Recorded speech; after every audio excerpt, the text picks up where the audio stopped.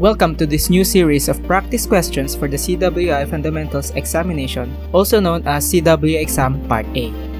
I will be discussing 5 random CWI Fundamentals questions and explaining the rationale of all the choices, even the wrong ones, so that when you take the exam, you will have the mindset and the right concepts equipped, giving you a high chance of passing the CWI exam. Without further ado, let's get started. Which GMAW metal transfer mode results in the least amount of penetration? A. Globular, B. Short-circuiting, C. Pulse spray, D. None of the above. Globular transfer occurs at a lower voltage and current but at higher levels than short-circuiting. This enables deeper penetration due to the amount of current and heat input.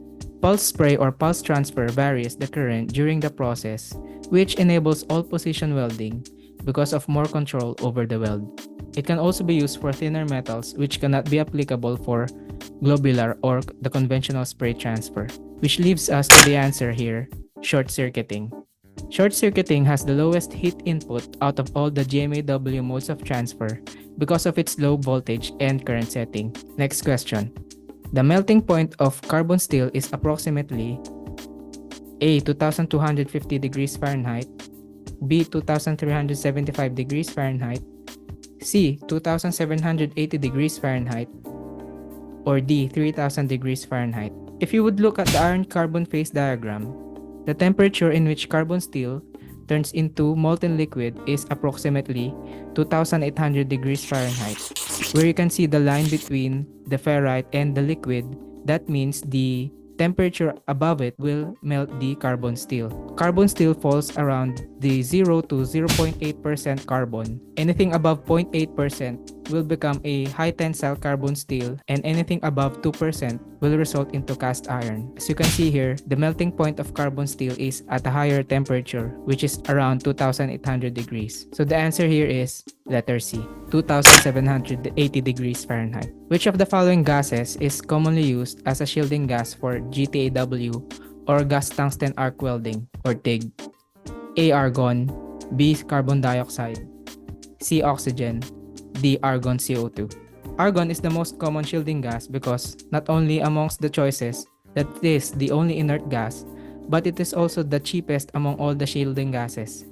Hence, it is the most commonly used shielding gas.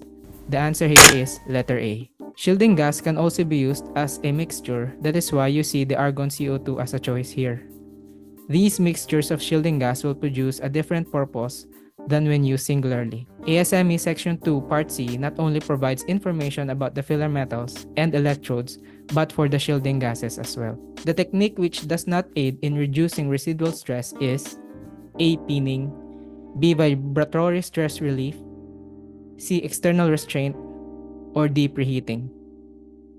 Pinning is a form of mechanical heat treatment in the form of hammer blows. So if it is a heat treatment, then can bet that this process relieve residual stress from the metal. So if it is mechanical or thermal heat treatment, then those heat treatment processes can relieve residual stress. So there are forms of heat treatment that can be by mechanical means. So pinning is one of them. Vibratory stress relief is also a kind of mechanical heat treatment that is used to reduce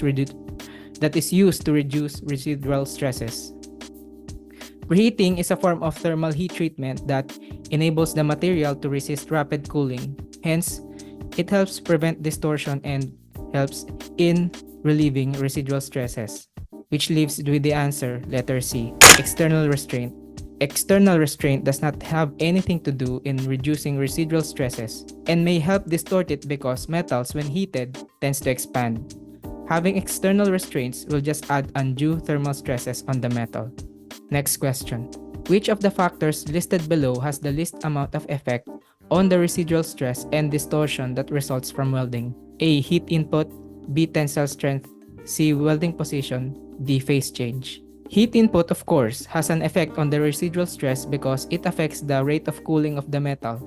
Because when the rate of cooling becomes faster, the more brittle the material gets.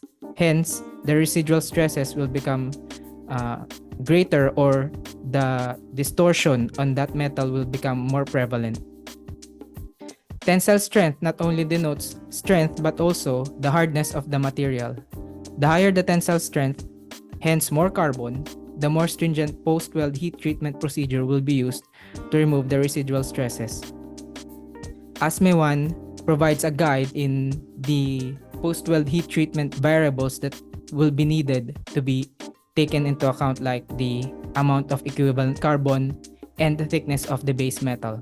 So if it has more carbon with the metals with high tensile strength, then the more stringent post-weld heat treatment procedures will become or will have to be implemented. Phase change refers to the change of the property of the metal, and when this happens, you can guarantee that distortion and residual stress already has affected the metal. So that leaves us with the answer here.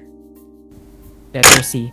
Welding position, on the other hand, does not directly affect the heat input because no matter what the position is, the heat input parameters like current, polarity, and voltage must be followed in accordance with the welding procedure specifications.